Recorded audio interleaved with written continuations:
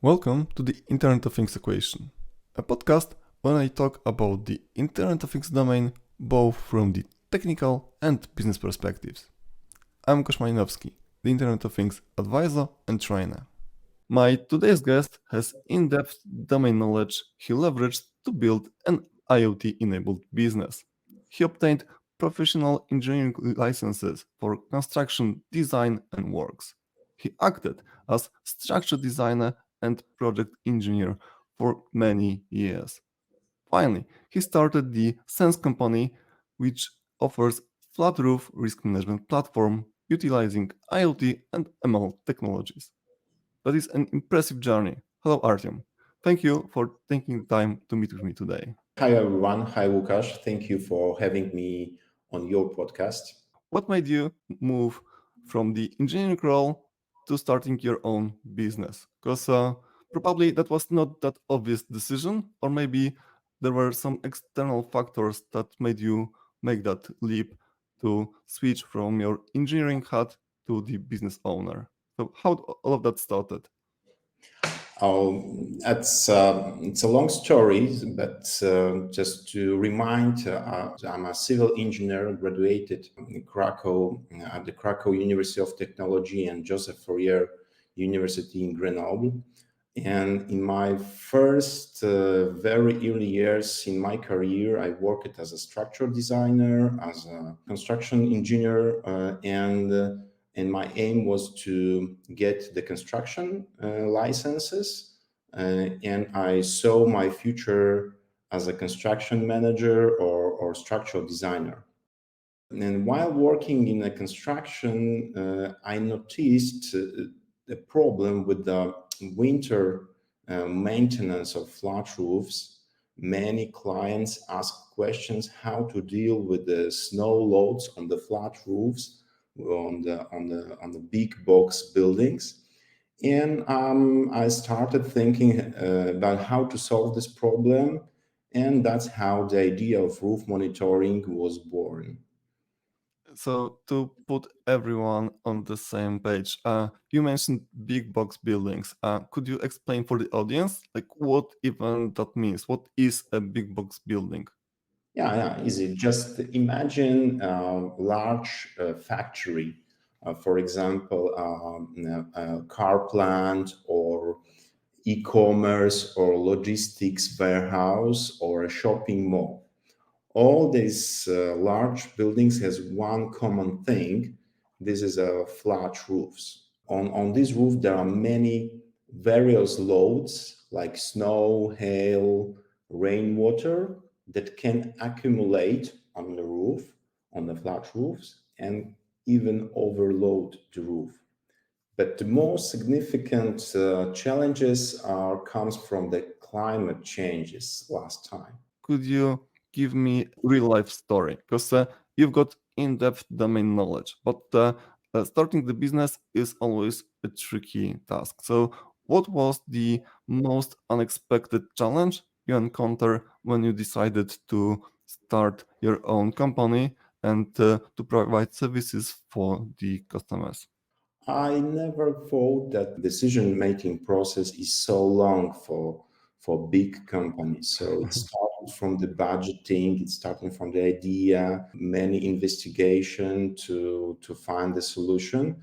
So that was quite challenging, and that was quite new for me. We learn a lot from the very first deployments from our customers, how they works, how they would like to purchase such kind of system, and how to install, how to do not disturb their operation inside the building, how to work with the property manager, how to work with technicians, how to work with the owner, insurance companies. So many things are quite new and challenging from the beginning, but right now, after 6 years and more than 100 buildings in 6 countries across Europe, there are not too much things that can surprise us at all. Totally agree with you that IoT is not about technology, right? You created the IoT platform, but not for the sake of the technology itself, but to meet very specific demand of your customers. Risk management is actually one of the best ways to deliver value to the customers. So what are the main risks related to those big box buildings and how you help your customers to mitigate them? We need to recognize and realize that there are climate changes lead to serious consequences. Across Europe and worldwide, there are rising number of disaster due to rainfall and snowfall. Traditional measurements and supervision, it's a human factor related and inaccurate.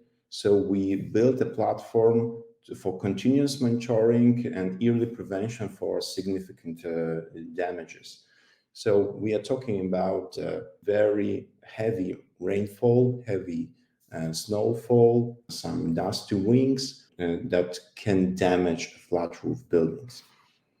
You mentioned the early prevention. So how can your customers prevent disaster? Because I believe that what your platform is doing, and we will go into details, how your customers can actually mitigate the risk if you detect some issues. And actually, what types of issues can you detect in the first place?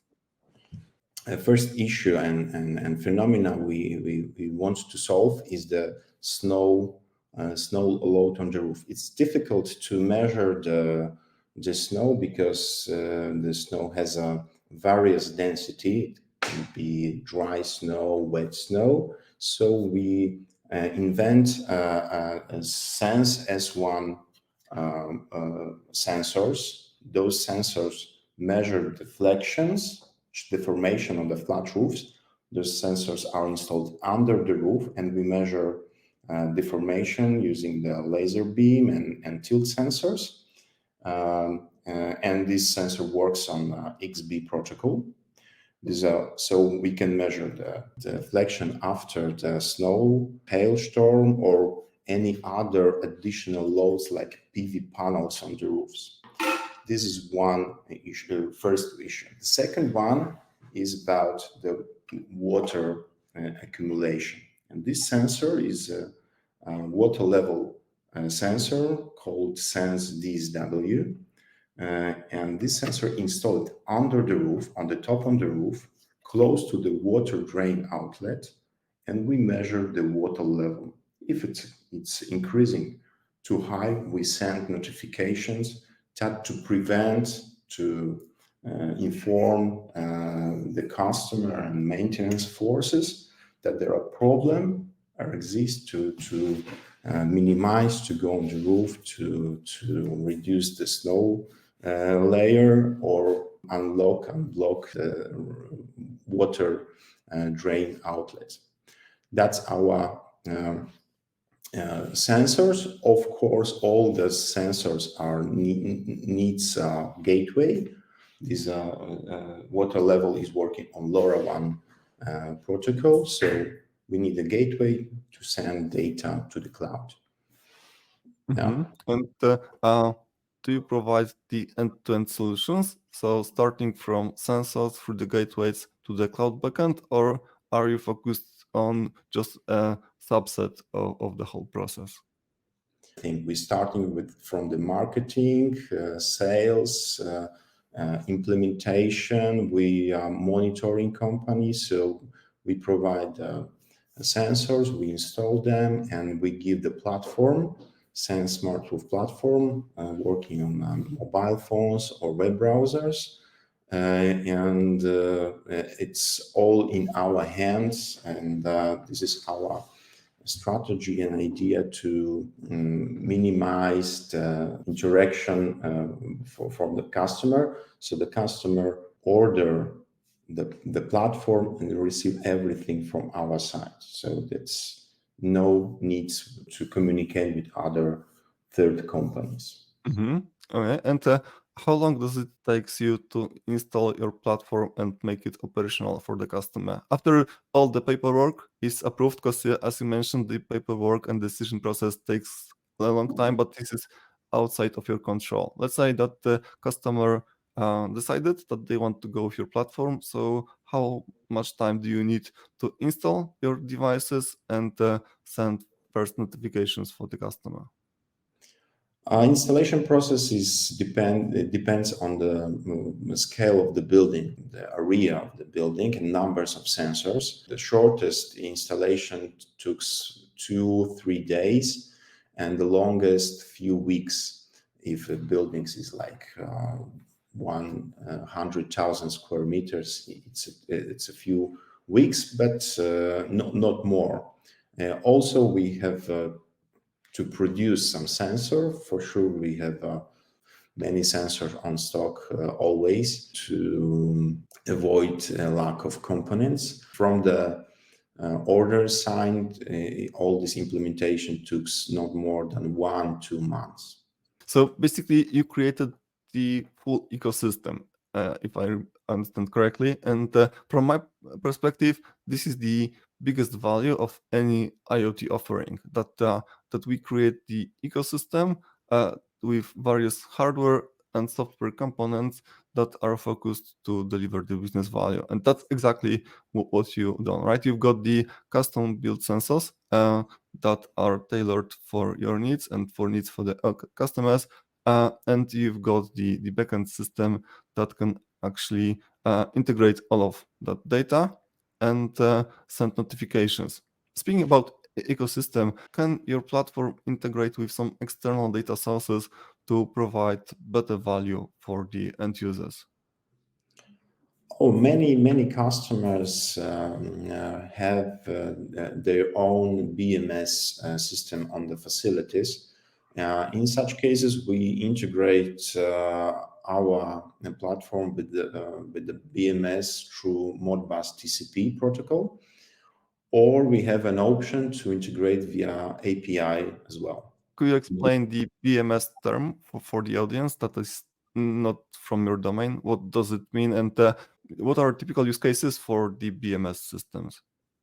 BMS is a building management system, and typical use cases is to control any installation inside, like heating, ventilation, door access, door controls, facilities inside. So we give additional thing, smart roof, to control all issues with the roof, and using the BMS, the maintenance used to have information how to maintain the installation inside. In the IoT space, the predictive maintenance and prediction of potential issues is a huge topic. Can your platform integrate, for instance, with like the weather forecast or some external sources? And based on that data and based on the current state of the building, can you predict potential issues before they arrive and notify the owners upfront that they should do something about it? Exactly. Our customers, clients notice that the monitoring is about recording the current state of building. So they asked us a solution for predictive maintenance. Why? Because they need a time to prepare for certain events. The feature in our platform, we use the external weather forecast providers, analyze the weather data for specific risk for an object, and we send notification in advance for technical, for maintenance forces that can react in advance. Are there any challenges during the installation of your system itself? Are you installing your system on existing buildings or buildings under construction? If there is a need to integrate with the building structure somehow. So how much effort is it to install your system into existing building? We really prefer the existing buildings than the new one. Mhm. And the challenges depends on the building's function. For example, in commercial facilities, we have to work at night when it's the shopping mall is closed. In the production facilities, we must navigate through technological process. For the food facilities, we might adhere this high hygiene standards, such as proper clothing and tools. So it depends on the function, not the stage of the construction works. Why? Because we are always on the really final works on the buildings. Building might exist. We are last system installed on the building, so really don't need too much interactions during the construction works. Why? Because we need only power supply for gateway, nothing more. Our system is isolated from the internal network of the buildings. We deliver the router, GSM router, so we connect with the cloud, which is AWS, Amazon Web Services, using the GSM network. So only power supply and our system can works after installation. That is quite of a challenge if you work at new vertical, that you need to understand the constraints and adapt your solution. Maybe could you give us the most tricky installation that you performed? I think there are many quite interesting installations. I think the last few installations are for ice skating stadiums. We are realized that those buildings are not so cold. Uh, Only the ice surface is freezing, but the tribune are quite warm. It's plus 12 degrees. So we are measuring deflections above ice surface. That was our last experience. And also interesting results we obtain in for green roofs. Green roofs accumulate rainwater. This water exists and dry in very long time.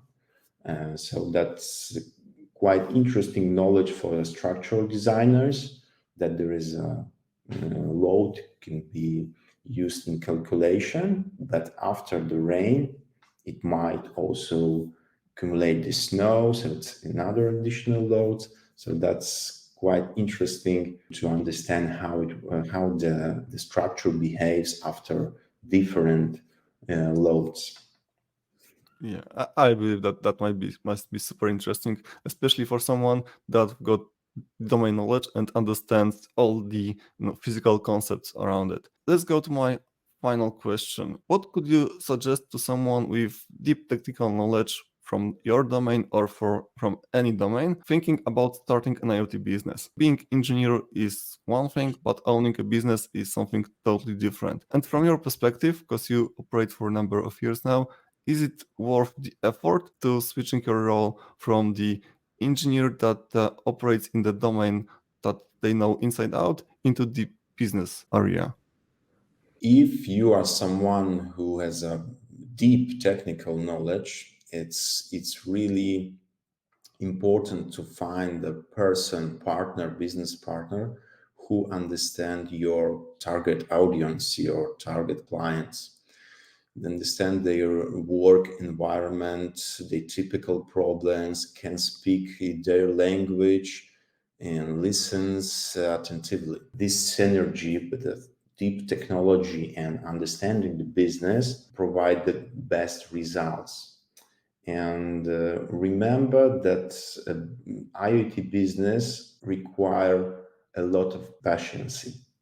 You have to be prepared for a long decision making process, budgeting, implementation. It took years in big companies. Find a good partner. Key for the success is not only technology, it's all about the business, to understand the real problem needs and then try to fit your solution to the customer language, to what they really talk about and what they really need.